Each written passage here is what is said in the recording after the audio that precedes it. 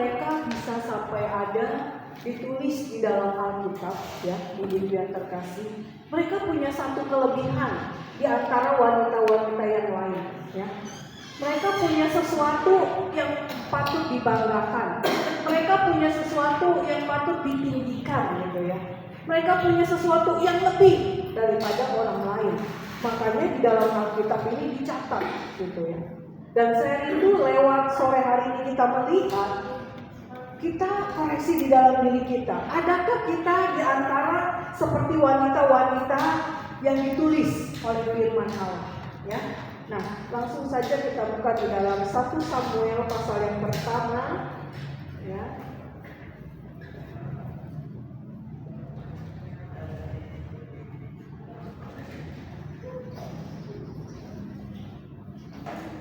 Satu Samuel, Ibu yang terkasih di dalam Tuhan,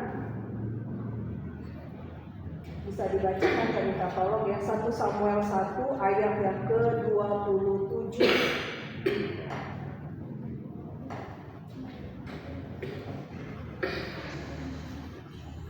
Samuel pasal yang pertama ayat yang ke-27. Udah ketemu ibu-ibu? Udah? Oke, ya, saya bacakan, kita simak dengan baik. Demikian firman Tuhan. 1 Samuel pasal yang pertama ayat yang ke-27. Demikian. Untuk mendapat anak inilah aku berdoa, dan Tuhan telah memberikan kepadaku apa yang kuminta daripadanya. Sekali lagi ya, dikatakan untuk mendapat anak inilah aku berdoa, dan Tuhan telah memberikan kepadaku apa yang kuminta daripadanya. Wanita yang pertama yang ingin saya bagikan adalah seorang perempuan yang bernama Hana. Ibu-ibu, kita tahu dan kita paham bagaimana ya seorang wanita yang bernama Hana ini pengen sekali punya anak. Ya.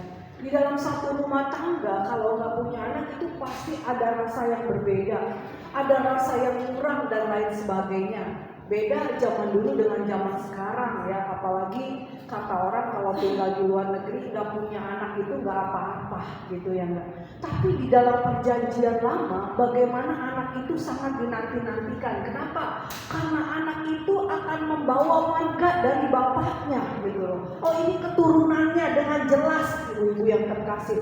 Dan anak ini merupakan satu kebanggaan ketika seorang wanita bisa melahirkan seorang anak. Tapi apa yang terjadi? Firman Allah berkata bahwa Hana ini gak punya anak, ya enggak ya? Elkana ini punya 2 istri. Dia lebih mengasihi istrinya yang satu daripada Hana. Kenapa? Karena Hana mandul, tidak punya anak. Tetapi ibu-ibu yang terkasih di dalam Tuhan, kita melihat bagaimana perjuangan seorang yang bernama Hana ini luar biasa.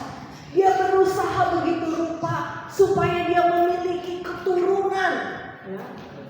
Apa saja dia lakukan, apa saja dia kerjakan, otomatis tidak melebihi atau tidak melanggar dari firman Allah ya, ibu-ibu yang terkasih di dalam Tuhan ya. Dia lakukan, mungkin dia berobat ke dokter A, ke dokter B, ke dokter C, dan lain sebagainya. Akhirnya dikatakan oleh firman Tuhan, ya, 1 tahun kemudian mengandunglah Hana dan melahirkan seorang anak laki-laki.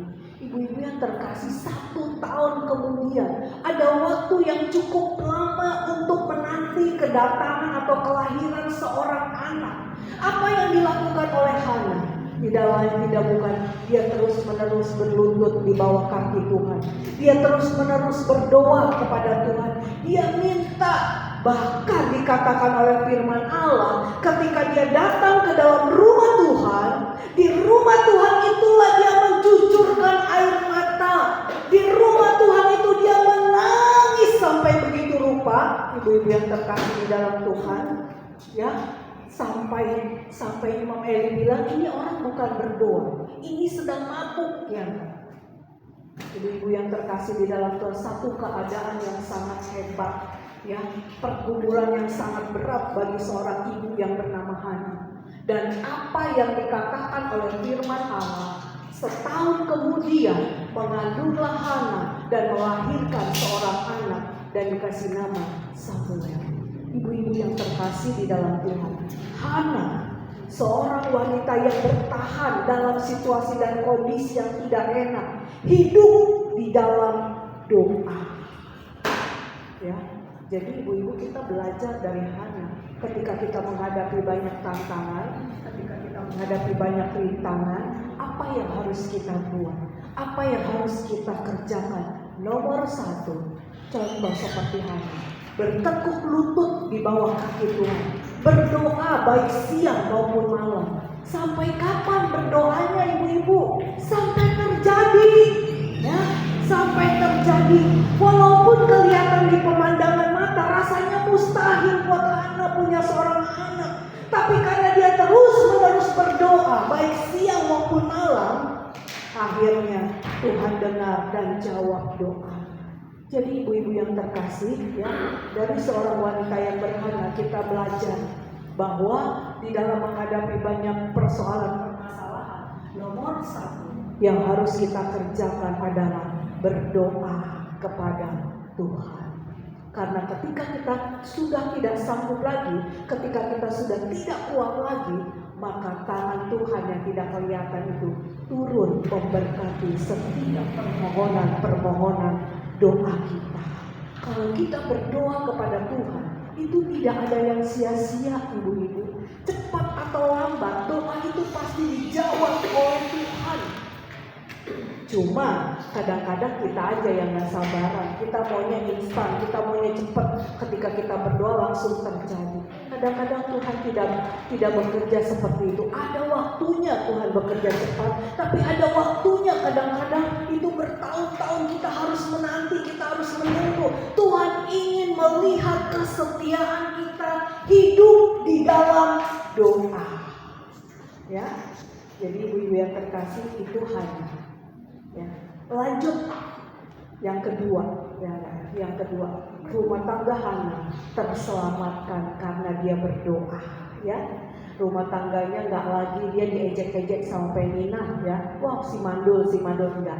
Terselamatkan rumah tangganya karena dia berdoa. Wanita yang kedua, ya. Wanita yang kedua yaitu kita buka di dalam kitab Esther. Dari kitabnya aja udah ketahuan ya, kitab Esther ya. Ibu-ibu kita kenal yang namanya Esther, ya enggak ya. Nah, kitab Esther pasal yang keempat ayat 15 sampai 17 ya.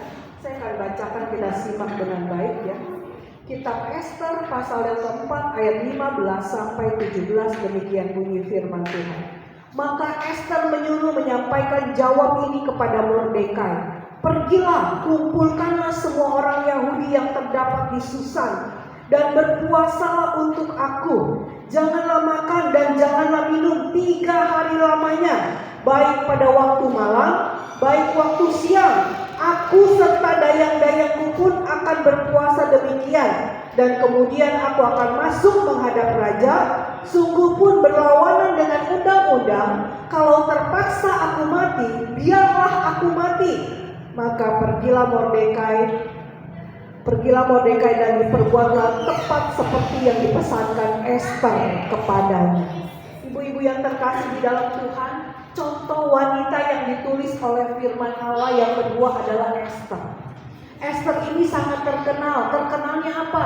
Dia menyelamatkan bangsanya, yaitu bangsa Yahudi. Saudara, ini lingkupnya lebih luas lagi. Kalau tadi Hana menyelamatkan keluarganya ya, lewat dia berdoa. Tapi Esther, saudara, menyelamatkan bangsanya. Bangsanya itu bangsa apa? Bangsanya itu adalah orang-orang Yahudi, saudara. Kenapa? Karena orang-orang Yahudi ini akan diancam atau terancam dibunuh atau dibinasakan semuanya, bukan cuma 1-2 orang, saudara. Karena ada satu orang yang bernama Amatir Hati, saudaraku ya. Akhirnya apa yang terjadi? Mordekai menyampaikan kepada Esther. Lalu Esther bilang, ya udah kalau begitu, karena kalau Esther mengadukan langsung kepada raja itu tidak bisa. Kenapa? Karena seorang ratu kalau mau datang itu tunggu panggilan. Kalau nggak dipanggil menghadap raja, ratu itu dibuang atau mati. Saudara nggak bisa sembarangan jadi ratu ya. Kalau raja panggil baru oke, kita menghadap. Tapi kalau raja tidak panggil, nggak boleh dia menghadap raja. Ini satu dilema yang sangat berat bagi Esther. Gimana caranya supaya kalau saya datang ini raja bisa menerima Gitu loh, ibu-ibu yang terkasih dalam Tuhan. Akhirnya Esther bilang, kalau begitu umumkan kepada seluruh umat Yahudi untuk berpuasa 3 hari 3 malam. Saudara, ini terkenal dengan sebutan puasa Esther. Ada yang udah pernah coba? Puasa 3 hari 3 malam? Belum? Wah, kalah ini ibu-ibu Philadelphia nih. Ya, mungkin sekali-sekali saya akan bawa kita ke Bukit Doa Depok. Di Depok kita puasa 3 hari 3 malam ya. Jadi kalau puasa 3 hari 3 malam itu benar-benar 3 hari 3 malam gak makan, gak minum loh ibu-ibu. Kita lihat nih, Esther bilang tidak makan, tidak minum selama 3 hari 3 malam. Jadi kalau puasa boleh minum air itu bukan puasa. Ada kan yang bilang, Bu, puasa boleh minum air. Kita lihat loh di Alkitab. Alkitab mencatat bahwa yang namanya puasa tidak makan, tidak minum. Ya, di dalam perjanjian lama, perjanjian baru di situ ditulis kalau puasa tidak makan, tidak minum. Kalau puasa boleh minum air, saya juga kuat kayaknya. Bisa 40 hari gitu ya. Bisa lama gitu ya ibu-ibu yang terkasih. Tapi yang dimaksudkan oleh firman Allah betul-betul tuh jasmaninya ini tidak makan, tidak minum, artinya betul-betul tidak ada asupan sama sekali selama 3 hari 3 malam. Dan Esther sampaikan kepada semua orang-orang Yahudi untuk melakukan perkara ini. Ibu-ibu yang terkasih, bayangkan loh, mungkin saya percaya binatang-binatang pun mereka puasa. Kenapa? Karena tidak ada aktivitas yang namanya memakan ibu-ibu. Ya, saya pernah puasa 3 hari 3 malam berhasil ibu-ibu. Waktu SMA saya puasa sudah masuk hari ketiga, saya nggak kuat. Waktu SMA, kenapa? Karena pas hari ketiga olahraga, saudara ya. Waduh, jadwalnya olahraga harus kelilingi lapangan. Ngos-ngosan lah saya, akhirnya saya buka gitu ya. 2 hari 2 malam saya sudah lakukan waktu saya masih SMA. Tapi hari ketiga karena ada jadwal olahraga, gagal akhirnya saudara. Tapi ketika saya di sekolah kita, saya berhasil 3 hari 3 malam. Jadi betul-betul semuanya harus puasa loh ibu-ibu. Sampai ke anjing pun tidak dikasih makan. Puasa ikutan dia menjatuh anjing. Itu anjing udah terlatih gitu. Tiap tahun harus puasa dia yang enggak ya ibu-ibu ya. Jadi ketika mereka berdoa dan berpuasa, di situ Tuhan turut campur tangan. Di situ Tuhan bekerja. Bagaimana akhirnya ketika Esther menghadap kepada raja ulurkan tongkat emas. Tandanya apa ibu-ibu? Tandanya Esther diterima oleh raja dan segala permohonannya didengar dan dijawab oleh raja. Akhirnya apa yang terjadi? Bangsa Yahudi diselamatkan. Orang yang berniat jahat dia sudah bikin salib gitu untuk menyulahkan Mordekai, akhirnya dia sendiri yang disulahkan. Berbalik ya 180 derajat ibu-ibu. Orang yang mengadukan akhirnya dia sendiri yang kena. Jadi ibu-ibu yang terkasih, yang kedua ya, Esther ini terkenal dengan yang namanya puasa. Karena dengan puasa ya ada perkara-perkara yang tidak bisa hanya dengan berdoa, tapi harus disertai dengan puasa. Ada kalanya satu persoalan sangat urgent, sangat genting, memerlukan kita puasa, kerjakan perkara itu gitu. Ya, ibu-ibu yang terkasih di dalam Tuhan. Puasa ini sebenarnya bagus buat tubuh kita jasmani itu. Sejenak dia berhenti beraktivitas, melakukan kerja organ-organ tubuh kita di dalam ya. Secara jasmani, apalagi secara rohaninya ibu-ibu ya. Itu jangan dikira lagi wah sangat dahsyat luar biasa gitu ya. Jadi yang kedua, wanita yang bernama Esther ini mengadakan satu pembebasan yang luar biasa bagi bangsanya. Dan sampai saat ini kalau orang berpuasa bilang apa? Puasa apa? Puasa Esther. Pasti udah tahu. Oh, puasa Esther ya? Udah tahu. Jangan nanti ibu-ibu ditanya, puasa Esther apa ya? Aduh apa ya? Apa ya? Gak tahu ibu-ibu ya puasa Esther itu 3 hari 3 malam tanpa makan dan minum. Karena dia membebaskan bangsanya. Dan akhirnya itu terjadi ketika dia menghadap raja. Raja ulurkan tongkat. emasnya. Selesailah persoalannya dan bangsanya diselamatkan. Ibu-ibu yang terkasih, wanita yang kedua, Esther, membawa satu pembebasan bagi seluruh bangsa. Kita perhatikan baik-baik. Nanti kita lihat ke dalam diri kita. Kita termasuk wanita yang mana? Ibu-ibu yang terkasih di dalam Tuhan. Selama kita jadi anak Tuhan, pernah nggak puasa? Pernah nggak puasa? Pernah. Siapa yang nggak pernah puasa? Ada? Si Lukas yang angkat tangan. Makan terus ya? Waduh, makanya montok. Ya enggak ya? Jadi ibu-ibu yang terkasih, kita sebagai anak Tuhan itu harus belajar berpuasa, ya. Berpuasa. Emang kalau puasa godaannya ya, lagi puasa capek datang, ya enggak ya. Terus apa lagi? Ayam datang, bakso datang, ya enggak ya. Sampai ditenggorokan, aduh gitu ya enggak ya ibu-ibu. Itu salah satu godaannya. Kita bisa kuat nggak menahan itu? Gitu ya, ibu-ibu yang terkasih, penting kita belajar berpuasa, ya. Jangan bilang, Bu, saya kan ada sakit, nggak bisa berpuasa. Kalau kita mau coba pasti bisa, ya. Saya ada satu kesaksian bagaimana seseorang sedang menghadapi masalah. Saya bilang, kamu selama ini pernah puasa nggak? Enggak sih, saya belum pernah. Ya udah, sekarang kamu puasa. Dia rajin puasa loh ibu-ibu. Dia rajin puasa, dan betul saya lihat walaupun pertolongan itu hanya kelihatan sedikit, tapi dia rasakan. Perkara-perkara kecil dia rasakan. Ada ya Tuhan itu, iya. Ada ya ternyata pertolongan walaupun tidak banyak, kelihatannya hari itu masih sedikit. Saya bilang percaya kepada Tuhan. Sekarang baru Tuhan kirim yang kecil. Next ke depannya Tuhan akan kirim yang banyak.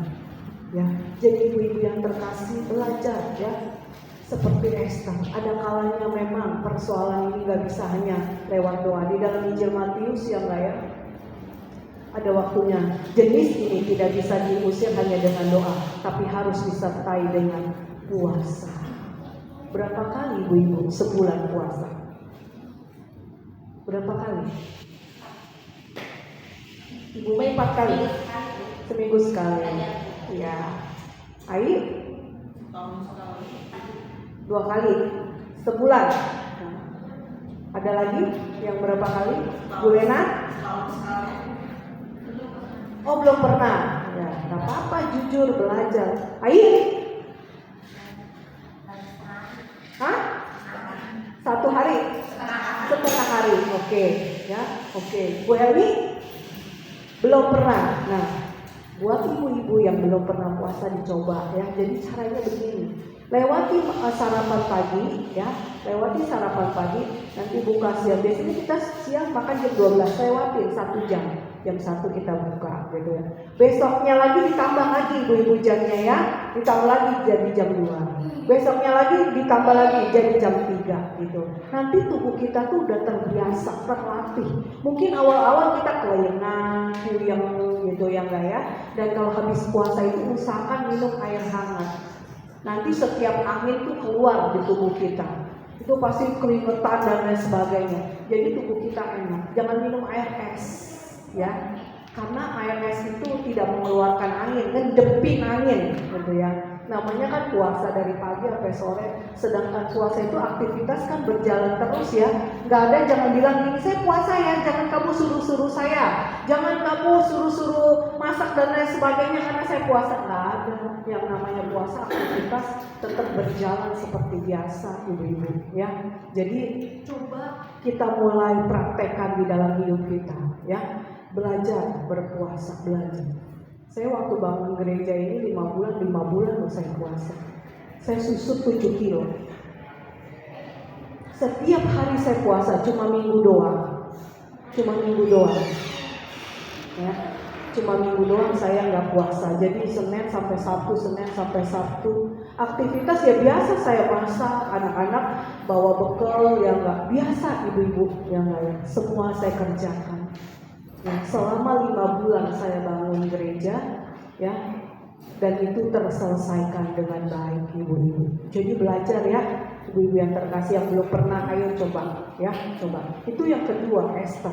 Lalu yang ketiga, ibu-ibu, ya, Esther bisa membebaskan nih membebaskan bangsanya. Yang ketiga, wanita yang ketiga, Matius pasal yang ke-9. Matius pasal yang ke-9. Matius pasal yang ke-9 ayat yang ke-20.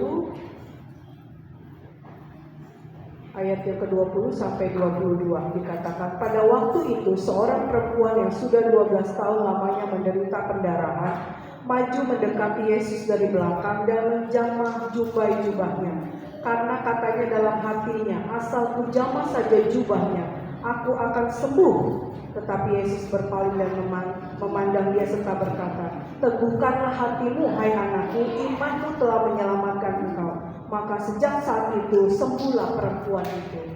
Yang ketiga, wanita yang disebutkan oleh Alkitab, ini gak ada namanya, tapi ini sangat hebat ya. Ini berbicara tentang kesehatan pribadinya. Bagaimana manusia ini seringkali dilanda yang namanya sakit penyakit, itu udah pasti. Kenapa? Karena itu merupakan kelemahan tubuh yang akan dialami oleh setiap orang, siapapun dia, ya, mau presiden kek, mau rakyat kecil kek, pasti setiap manusia pernah yang alami yang namanya sakit. Bahkan bergumul dengan sakit penyakit yang tidak pernah berhenti, itu pasti ada, gitu. Ya, ibu-ibu yang terkasih, ada di sini yang sehat selalu? Gak ada ya, pasti setiap orang pernah mengalami yang namanya sakit. Nah, kita melihat wanita yang sakit pendarahan ini, sakitnya berapa tahun ibu-ibu? 12 tahun, bukan waktu yang singkat loh. 12 tahun itu waktu yang lama. Ibu-ibu yang terkasih, bayangkan 12 tahun dia harus pakai pembalut terus menerus. Saya nggak tahu tuh kalau zamannya Tuhan Yesus ini wanita kalau lagi datang bulan pakai apa. Kalau sekarang kan banyak pembalut. Kalau dulu saya nggak paham. Tapi yang saya tahu ketika saya mengalami itu sudah ada pembalut, mereknya atau namanya yang dipakai itu Softtek mereknya. Itu pertama-tama yang lain. Saya nggak tahu kalau di zaman wanita ini pakai apa dia, entah pakai kain gitu ya, dibungkus atau gimana gitu ya. Ibu-ibu yang terkasih, wanita ini 12 tahun. Coba bayangkan ibu-ibu, 12 tahun dia harus pakai pembalut kemana-mana. Waduh, saya bilang, aduh Tuhan Yesus ini mah luar biasa banget perempuan. Kenapa? Karena dia pergi dari satu tabib ke tabib. Dia orang kaya, dia orang mampu, sampai habis hartanya hanya untuk berobat, hanya untuk kesembuhannya. Bayangkan loh ibu-ibu, 12 tahun. Akhirnya ketika dia dengar Yesus, ya, di situ imannya bertumbuh. Dia cuma ngomong begini, asal aku jamah saja jubahnya, maka aku akan sembuh. Ini luar biasa loh ibu. Ya, imannya sangat hebat, saya mau katakan. Akhirnya ketika Yesus masuk, dia berusaha, jalan aja dia udah susah.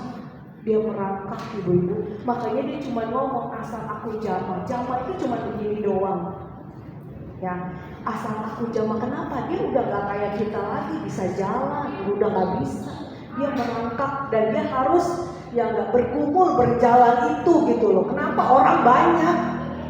Makanya dia bilang asal ku jamah saja jubahnya, aku akan sembuh. Ibu-ibu, apa yang terjadi ketika dia berjumpa dengan Tuhan? Dia pegang itu jubah Yesus dari belakang. Dan waktu dia pegang jubah itu, ada satu aliran yang keluar dari tubuh Yesus. Yesus bingung, siapa ini yang pegang saya ya? Ada aliran kuasa yang keluar. Dan seketika itu juga perempuan ini berhenti pendarahannya. Luar biasa ibu-ibu ya. Dahsyat. Dari wanita yang ketiga, kita belajar iman. Ibu-ibu, iman. Imannya luar biasa. Walaupun dia baru dengar kabar itu, tapi seketika itu juga imannya langsung bertumbuh dan bertambah. Hebat itu loh, saya mau katakan. Dokter aja udah angkat tangan, ya, udah tidak bisa menolong wanita ini. Saya pernah mengalami pendarahan 2 bulan ini. Waktu usia saya 40 berapa ya? 47 kalau nggak salah. 2 bulan loh saya. Saya ke 6 dokter. Saya ngecek ke 6 dokter. 6-6-nya dokternya bilang begini, kalau nggak sembuh angkat rahimnya. Aduh, Saya bilang kalau angkat rahim kan dok harus operasi ya enggak. Sementara saya kan nggak ada apa-apa di rahim saya. Ya enggak. Saya bilang begitu, tenang dokter. Akhirnya tiap kali ke dokter tuh kasih obat berhenti darah. Kalau minum obat berhenti darah, darahnya berhenti. Tapi obatnya habis. Keluar lagi. Saya sampai kecapean. Saya bilang, udah saya udah capek. Saya bilang ya nggak pakai pembalut gitu saudara yang nggak ya tiap hari saya lihat itu pembalut, saya lihat lagi itu pembalut, masih keluar juga, ada apa tuh? 2 bulan saya ngalamin, ya 2 bulan. Akhirnya ibu-ibu yang terkasih, saya ingat hari itu awal bulan Februari kalau nggak salah ya, itu saya angkat perjamuan kudus. Saya angkat perjamuan kudus, saya berdoa di situ. Udah habis perjamuan kudus nggak terjadi apa-apa. Besokan Senin, suami saya pelayanan ke Madiun. Dia pergi ke Madiun beserta rombongannya. Waduh, jam-jam segini saya melilit sampai nggak karuan di tempat tidur gitu. Perut saya kayak diperas-peras. Waduh, saya sampai pegangan itu kasur sampai kencang. Saya bilang, Tuhan ini saya kenapa ya? Saya telepon suami saya, aduh nggak bisa pulang nih, ini udah di kereta jalan gimana? Ya udahlah, saya bilang udah ya nggak. Akhirnya saya tahan sambil saya berdoa, Tuhan tolong. Dapat kurang lebih 2 jam berhenti saudara, berhenti. Aduh, saya bilang puji Tuhan ya. Saya lihat besoknya tuh Selasa, udah dikit ya dari pagi sampai sore itu. Udah sedikit, saya bilang pas sore itu udah gak keluar, saya bilang ya. Hari Rabu saya perhatikan lagi, saya udah gak pakai pembalut yang tebel deh, saya pakai yang tipis. Hari Rabu saya liatin dari pagi sampai sore, jadi kerjaan saya bolak-balik ke kamar mandi, saya lihat lagi gitu. Saya kok seharian ini gak ada ya, saya tunggu lagi saudara, saya tunggu lagi sampai hari Kamis, betul-betul kok gak ada ya, malam saya tengok gak ada, Kamis pun gak ada, Jumat pun gak ada. Seketika itu berhenti sudah pendarahan ya. Jadi itu saya 2 bulan, apalagi 12 tahun ya. Tapi dia terkenal dengan imannya luar biasa. Ibu-ibu, kita harus miliki seperti wanita ini ya, miliki iman yang sangat hebat luar biasa. Yang terakhir ya, ini sebenarnya masih banyak, tapi saya cuma ambil yang penting-penting aja ya, supaya kita belajar. Kisah para Rasul. Ini wanita yang terakhir ya, ibu-ibu. Kisah para Rasul pasal yang ke-9 ayat 20 sampai ayat 36 ya. Ayat 36 ya, ayat 36 dikatakan, di Yope ada seorang murid perempuan yang bernama Tabita, dalam bahasa Yunani Dorcas. Perempuan itu banyak sekali berbuat baik dan memberi sedekah. Tetapi pada waktu itu ia sakit lalu meninggal, dan setelah dimandikan mayatnya dibaringkan di ruang atas, Lida dekat dengan Yope. Ketika murid-murid mendengar bahwa Petrus ada di Lida, mereka menyuruh 2 orang kepadanya dengan permintaan, segeralah datang ke tempat kami. Maka berkemaslah Petrus dan berangkat bersama-sama dengan mereka. Setelah sampai di sana, ia dibawa ke ruang atas, dan semua janda datang berdiri dekatnya sambil menangis. Mereka menunjukkan kepadanya semua baju dan pakaian yang dibuat Dorcas pada waktu ia masih hidup. Tetapi Petrus menyuruh mereka semua keluar, lalu ia berlutut dan berdoa. Kemudian ia berpaling kepada mayat itu dan berkata, Tabita, bangkitlah. Lalu Tabita membuka matanya, dan ketika melihat Petrus, ia bangun lalu duduk. Wanita yang keempat, yaitu Dorcas atau Tabita, saudara. Dorcas atau Tabita ini terkenal ya, seorang perempuan ya, seorang perempuan yang suka memberi, ibu-ibu. Seorang perempuan yang suka memberi. Memberi apa? Memberi, bikinin baju buat janda-janda, saudara. Janda-janda dia bikinin baju. Tapi kalau saya lihat, Dorcas ini terkenal dengan yayasan kematian Tabita, betul nggak? Ada kan yayasan kematian apa namanya Tabita gitu ya kan. Sebenarnya Dorcas ini terkenal seorang wanita yang suka memberi, ibu-ibu yang terkasih. Walaupun dia bukan orang yang kaya, walaupun dia bukan orang yang tapi dia belajar dengan berkat yang ada, dengan kemampuan dia jahitin itu baju, dia kasih satu-satu kepada ibu-ibu janda. Dia bikinin semuanya ya, satu. Ketika dia sakit dan meninggal, orang-orang yang pernah dibikinin baju datang dan mereka menangis. Dia kasih lihat, ini loh baju yang dibikinin oleh Dorcas, ini loh baju yang dibuatkan oleh Dorcas. Akhirnya itu membuat hati Petrus luluh. Akhirnya Petrus berdoa, ya, dan didoakan Tabita atau Dorcas, akhirnya dia hidup kembali. Ibu-ibu yang terkasih, wanita yang keempat yaitu Dorcas, wanita yang suka memberi.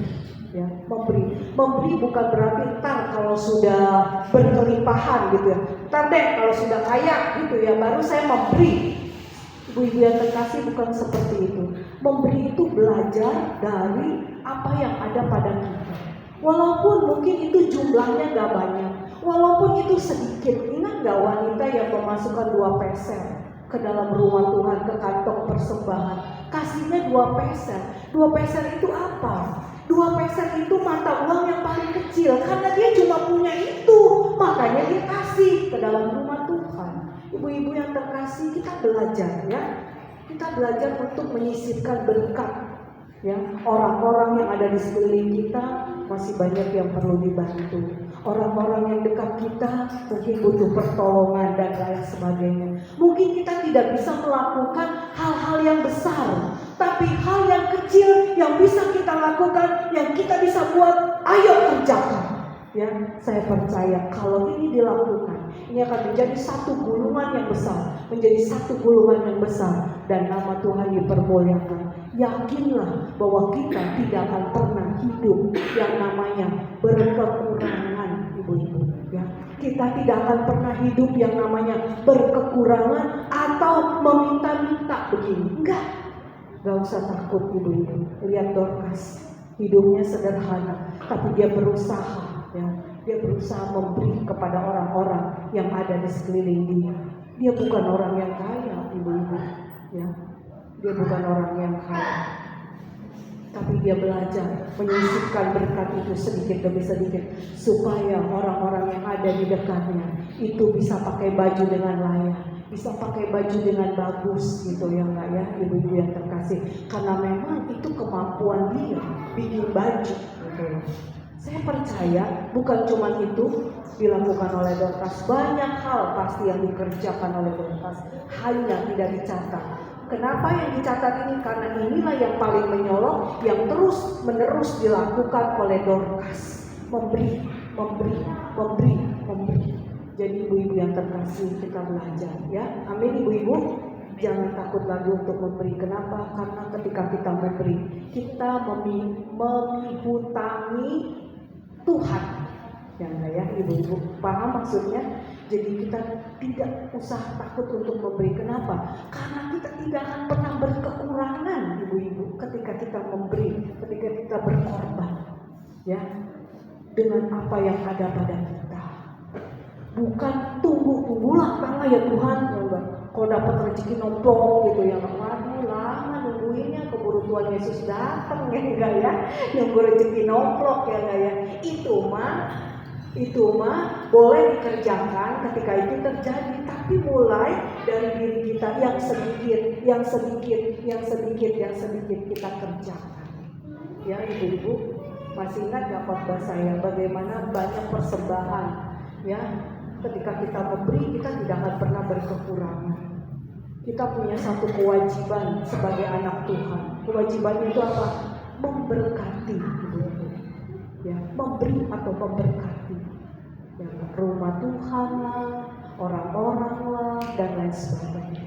Ada yang harus dikembalikan, yang setiap bulan Maleakhi 3 ayat 10 itu harus ibu-ibu kembalikan. Ya. Ada lagi beri untuk ditabur ke tempat yang lain, untuk ini, untuk itu. Ada juga beri untuk kita simpan, ya, nggak semua ditaburi, nggak. Ada yang untuk disimpan, ada yang untuk dimakan, ada yang untuk dikembalikan, ada juga untuk ditabur. Jadi kita belajar ibu-ibu, supaya ibu-ibu mengalami terobosan di dalam kehidupannya. Lihat Dorcas, harusnya dia udah mati, harusnya dia mati loh. Tapi karena ibu-ibu janda nangis bawa baju, ini loh. Akhirnya Petrus bilang, ya udah kalau gitu kamu keluar, saya akan berdoa buat dia. Akhirnya didoakan oleh Petrus, dia bangkit dan dia hidup kembali. Jadi ibu-ibu, satu gambaran bagaimana orang yang memberi tidak akan pernah berkekurangan adanya. Bahkan dia akan hidup berkelimpahan. Semakin dia tua, berkat itu semakin banyak. Semakin dia tua, semakin dia gemuk, saudara. Kenapa?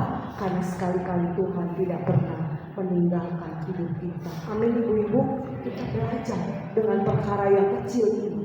Ya, kenapa kalau ibadah wanita, ayo kita bawa makanan, siapa yang enggak, saya nggak paksa, siapa yang mau silakan. Kenapa? Karena berkat itu akan kembali lagi kepada ibu-ibu. Ya, saya tidak mau maksa, ya enggak ya, karena berkat itu akan kembali kepada kita. Ketika kita melakukan, kita memberi makan yang lain, nanti satu kali kita akan diberi makan.